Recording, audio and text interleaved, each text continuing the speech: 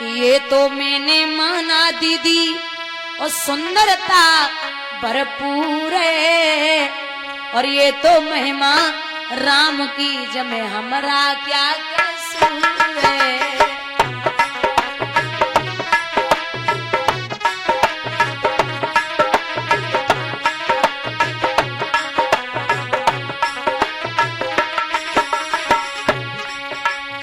ये तो मैंने माना दीदी सुंदरता भरपूर है, ये तो महिमा राम की जमे हमरा क्या कसूर है।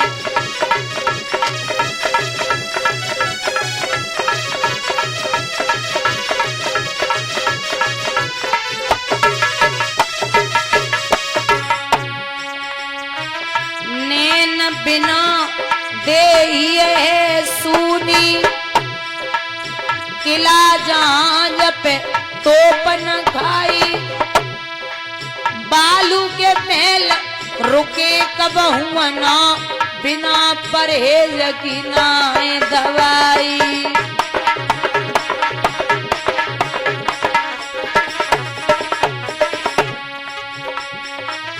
बालू के महल रुके कब हुआ ना, बिना परहेज की ना दवाई। वो घर कब न पनप सके जमे, बालक चोर चटोर लुगाई।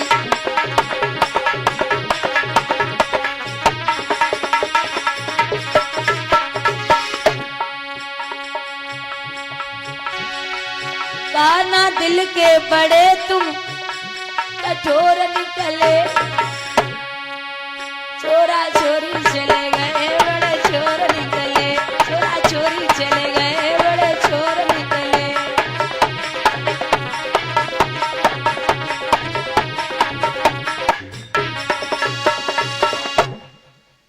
भैया यहाँ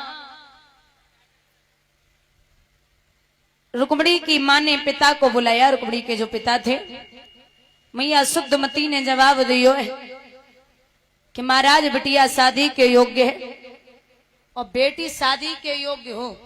हम ये नहीं कहते कि जल्दी से जल्दी हाथ पीले कर दो, लेकिन बाप को चिंता होनी चाहिए, क्योंकि पिता अगर बेटी विवाह के योग्य घर में घूम रही है और विवाह की न सोचे तो वो नरक का भागी होता है।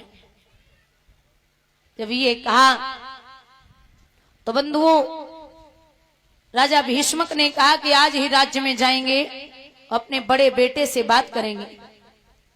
राजा राज्य में पहुंचे, रुकुम से कहा कि हे रुकुम,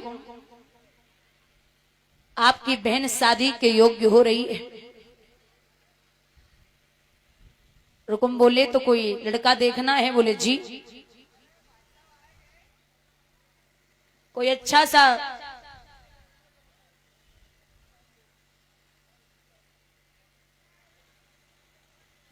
सा लड़का देखना पड़ेगा। बोले बिल्कुल देखिए।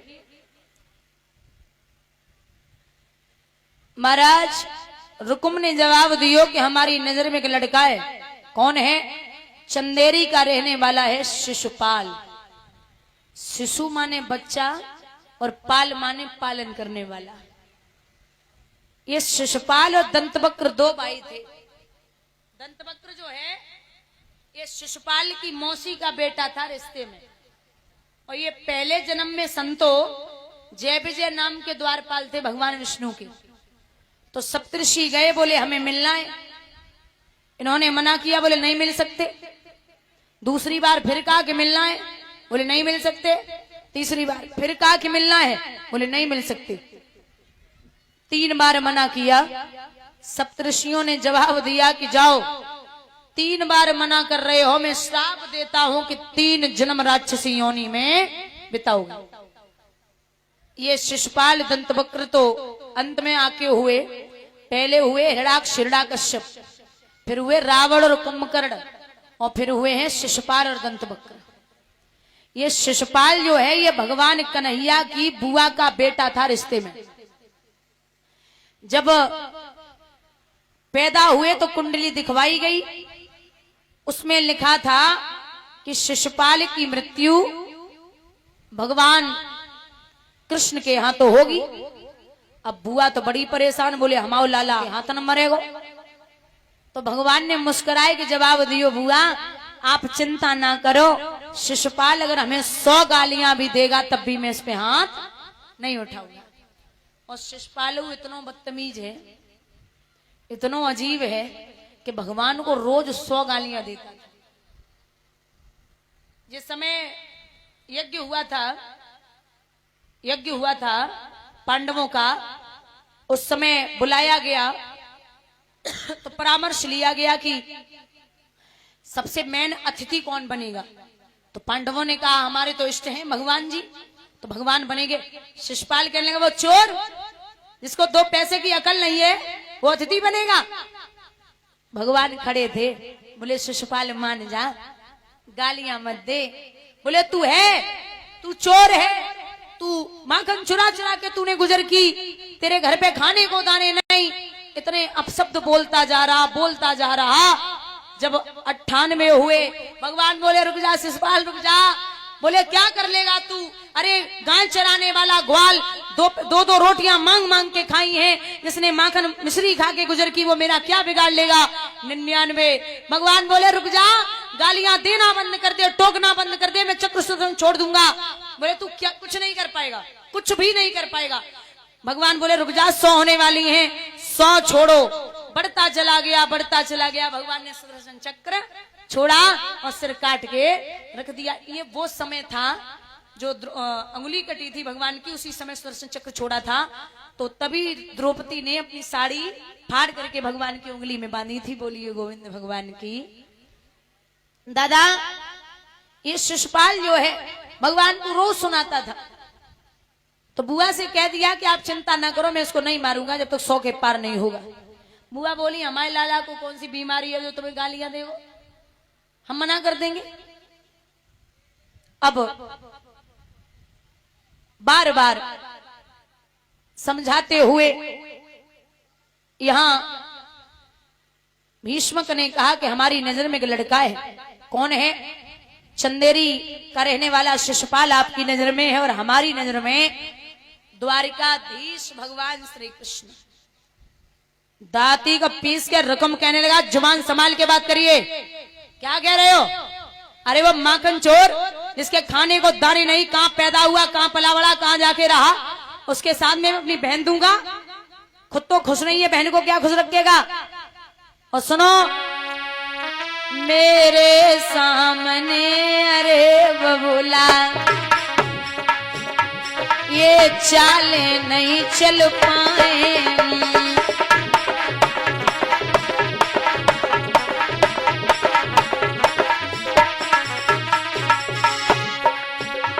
मेरे सामने अरे बबूला ये चाले नहीं चल पाएंगी, जो ये शादी पक्की होगी तो तलवारें चले जाएंगी।